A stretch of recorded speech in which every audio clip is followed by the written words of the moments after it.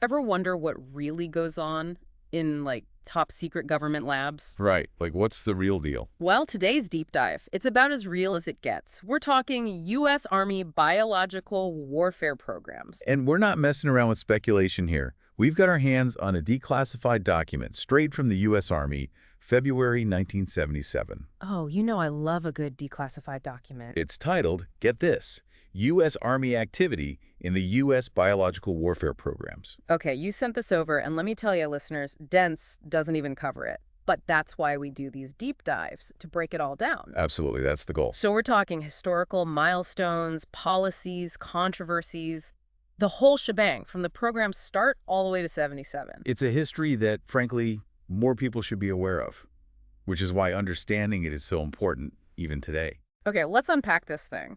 World War II seems like the obvious starting point. But was the U.S. even in TO biological warfare back then? You know, it's interesting. There was a lot of skepticism back in 1941. Some thought it would be ineffective, even impractical, as a military strategy. Really? Yeah, to really figure it out, they brought in the big guns, the National Academy of Sciences, to do a full-on study. Okay, so what did they find? Their conclusion: biological warfare was entirely feasible. Wow, talk about a plot twist. So did the U.S. just start, like, cooking up deadly pathogens right then and there? Actually, the study urged President Roosevelt to prioritize defense. Interesting. So more like preparing for a potential attack, not actually launching one. Exactly. And that focus on defense, it pops up again and again throughout the program's history. Huh. Okay, so what were the first concrete steps they took in building this program? Well, they established Camp Detrick in Maryland. That became the central hub for research and testing. Gotcha. 4 installations in total, and everything was kept very, very quiet. Makes sense. I mean, given the sensitive nature of, biological warfare research. But did the U.S. develop any actual biological weapons during World War II itself? Here's a surprise, and this really surprised me when I was reading this document. Despite all the research, all the testing, the only agent they actually produced during World War II was a harmless simulant.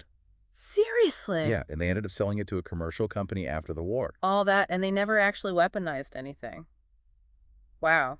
Okay, so what about the policy at the time? Were they itching to use this stuff if they had it? It pretty much mirrored their stance on chemical warfare. Retaliation only. Okay, so use it only if they use it first kind of deal. Important to note here, listeners, that the U.S. hadn't actually ratified the Geneva Protocol at this point, which, of course, prohibits biological warfare outright. Right. Okay, so World War II ends. The U.S. has this program up and running. What happens next? Describe it all. Not quite. The war ending actually led to all these debates about the future of the Chemical Corps itself. Like, should it even exist as a separate branch of the Army? Ah, so they were already thinking about the long game, even back then. Exactly. He was the chief chemical officer at the time, really pushed hard for them to keep the Chemical Corps around. What was his reasoning? He was convinced that down the line, they'd need that unique expertise. It kind of hints at this growing concern about biological warfare in the post-war world. So they're looking ahead, anticipating a need for this specialized knowledge, even in peacetime, essentially. Exactly. And sure enough, by 1947, the Office of the Secretary of Defense takes over the program, and they establish the Research and Development Board. That move right there, that signals just how important this was becoming to them. They're not letting go of it. Nope. So what does all of this mean for, our listener who's at home maybe thinking, okay, but this is all ancient history, right? Well, here's where it gets really interesting. Yeah. This wasn't just a blip, a wartime thing. This was becoming a permanent fixture of the post-war world. And you know what it really reflects? It mirrors the anxieties of that whole Cold War era that's just starting to unfold. Right, the Cold War. Suddenly, the focus on defense makes a lot more sense, right? Everyone's worried about what the other side is up to. And those worries, they weren't just about traditional warfare. They were worried about covert attacks, sabotage, a whole new type of threat that nobody really knew how to handle. Yeah, it feels a whole different ballgame. There was a study in 1948 that actually concluded that the U.S., because of its geography, its diverse agriculture, everything, was, and I'm quoting directly from the document here, well adapted to subversive use when it came to biological weapons. Okay, now that is a chilling thought. Right. So how did the U.S. respond to this growing sense of threat? Did they say, time to ramp up the research? You bet. By 1950, they're getting all these recommendations to expand biological warfare research, start actually producing munitions, and even increase field testing. Wow. The Cold War was kicking things into high gear. There was this real urgency to prepare for this whole new type of conflict. And then the Korean War starts. Talk about kicking things into overdrive. Did that change the game? The Korean War really was a turning point. The Office of the Secretary of Defense, they put together a committee to really dig into the U.S.'s biological warfare defenses. And what they find? Probably not great, if I had to guess. Let's just say there was room for improvement. Right, because improvement is usually code for we need to completely rethink this whole thing. Yeah, pretty much.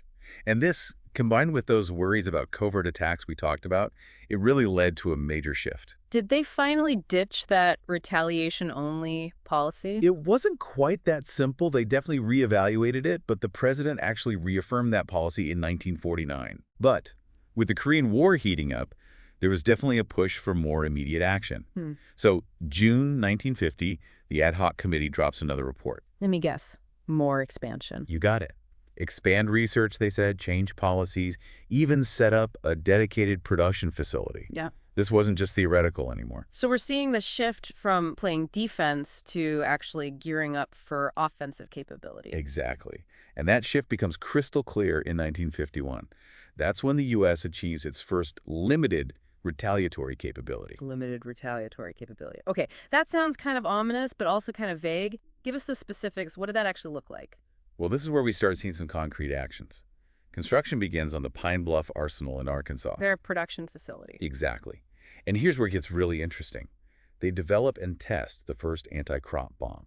Anti-crop bombs. Whoa. Yeah, eventually they hand production of that anti-crop agent over to the Air Force. So, okay, now they're not just targeting people, they're targeting food supplies, too. That's, It just shows how the whole scope of biological warfare was expanding, moving beyond traditional battlefields into this realm of large-scale disruption. And the testing, oh, it didn't stop there. They even did vulnerability tests using simulants in San Francisco Bay. Hold on, San Francisco Bay, that seems a little close to home for that kind of experiment, don't you think? It definitely makes you wonder about the risks involved, right? Yeah. As this research moves from the lab out into the real world. So picture it, listeners. The 1950s, Cold War tension is sky high. The U.S. has this limited but real biological warfare capability, and they're testing this stuff in San Francisco Bay. I mean, where do things go from there? Well, with the Cold War in full swing, the program just keeps growing. Fort Detrick is really humming. Right. But that growth brought new concerns about safety, too. I mean, you think about it. They're handling larger and larger quantities of these agents. Right. Bigger program, bigger risks. Exactly. By 1955, that Pine Bluff Arsenal we talked about, it was 40% complete. Projected cost, $69 million. $69 million back then. That's like, what, $1 billion today? Clearly, this was a top priority for them. No doubt. And they were moving beyond just simulants, too. They actually started production of brucellosis. That's the bacteria that causes brucellosis in 1954. Okay. And then a year later, they begin large-scale production of Francisella tularensis. That's the really nasty agent behind tularemia, rabbit fever. Yeah, not good. So they weren't messing around, but what was the rationale at this point? Was it still just about retaliation, or were they thinking bigger? Their focus was definitely evolving. They were moving beyond retaliation and towards what they call a deterrent. To deterrent. Yeah, in other words, a stockpile of biological weapons so big, so scary, that it would discourage any enemy from even thinking about a biological attack. Deterrence. Yeah. Yeah, I get the logic, especially in the context of the Cold War, but it's still a pretty chilling thought. It is. And then in 1956, the Soviet Union ups the ante even further. Their military doctrine. It now explicitly states that both chemical and biological weapons, they would be used for mass destruction in future wars. This wasn't just talk. The Soviets were laying their cards on the table. So how did the U.S. respond to that? The U.S. countered by basically saying they were prepared to use biological weapons in a general war, but that the decision ultimately rested with the president. So both sides are basically saying, we've got this stuff and we're not afraid to use it. Not exactly a recipe for, peace and diplomacy. It was a very tense time. It was a dangerous game of brinksmanship. Yeah. But there was another layer to the U.S. strategy here. Oh. They were also emphasizing controlled temporary incapacitation, prioritizing agents that could take enemy forces out of commission without necessarily killing them. Okay, so a focus on incapacitation rather than outright lethality. Still pretty scary, but I guess it reflects an attempt to, I don't know, set some limits on the destructive potential of these It weapons. does. It highlights this ongoing ethical and strategic debate that's happening within the program itself. Right. Outright lethality wasn't their only goal. Incapacitation, they argued, could achieve certain objectives with potentially fewer casualties. Okay, so it's the late 1950s. The U.S. has this massive biological warfare program. The Soviets are making their own capabilities known, and these ethical questions are swirling. What happens next? So it's the late 1950s, right? We've got this massive biological warfare program in the U.S. The Soviets are making it clear they're not backing down, and there are all these ethical questions swirling around. What happens next? Well, 1959 was a big year. The Department of Defense came out and recommended a five-fold increase. A five-fold increase in what? Funding for biological warfare research and development. Whoa, five-fold. They weren't messing around. Nope. They were taking this threat very, very seriously. So what exactly were they hoping to achieve with all that extra cash? What were they focusing on? They basically laid out four main objectives. One, modernizing that retaliatory capability we talked about, making sure they could respond to an attack quickly and effectively. Two, figuring out ways to protect their own troops from this stuff. Yeah, makes sense. Can't be launching biological attacks if your own guys are vulnerable too. Exactly. Three, they wanted to push the boundaries of the technology, ramp up research and development, testing, the whole 9 yards. Okay. And finally, they knew they needed to set some clear guidelines for actually using these weapons, the how, when, and where of biological warfare. So they're thinking about everything. Better weapons, troop protection, new technologies, even the ethics of it all. That's huge. It was a complete overhaul, a totally comprehensive approach. And it led to some big changes in how things were structured, too. Like in 1961, they reorganized the whole chemical corps. It was all about streamlining the program's management and really prioritizing logistics, making sure they could move personnel and materials quickly and efficiently. Getting all their ducks in a row. Sounds like they were gearing up for something big. They were. And in 1962, they took another big step. They activated a brand new testing facility, the Deseret Test Center at Fort Douglas, Utah. Okay. But then the Vietnam War happened. Yeah, Vietnam. Did biological weapons actually play a role in that conflict? Well, they kept up some limited production of certain agents, but their focus really shifted to supporting the overall war effort in Vietnam. So the immediate demands of a conventional war kind of took precedence over the long-term biological weapons development. Exactly. But it's important to remember that they were using those chemical herbicides in Vietnam, Agent Orange specifically, and that caused a huge EU controversy. Yeah, we're still seeing the effects of that today. It really brought those ethical questions to the forefront. I mean, how far is too far, even if it's not technically a biological weapon? It's a slippery slope. So after Vietnam, did all that controversy surrounding chemical weapons, did it have a lasting impact on the biological warfare program? It definitely did. In November of 1969, President Nixon made a major announcement. This is where things get really interesting. What did he say? He announced that the U.S. would no longer be the first to use lethal or incapacitating chemical or biological weapons. Wow, that's a total 180 from the policies of, like, the 50s and 60s. What caused such a dramatic shift? I think public opinion played a huge role. After Vietnam, people were a lot more wary of chemical weapons. Plus, there was growing international pressure to rein in these weapons of mass destruction. Nixon's decision really signaled that the U.S. was ready for disarmament. So did they just dismantle the whole program overnight? It was a process, but they were definitely moving in that direction. Nixon actually asked the Senate to finally ratify the Geneva Protocol.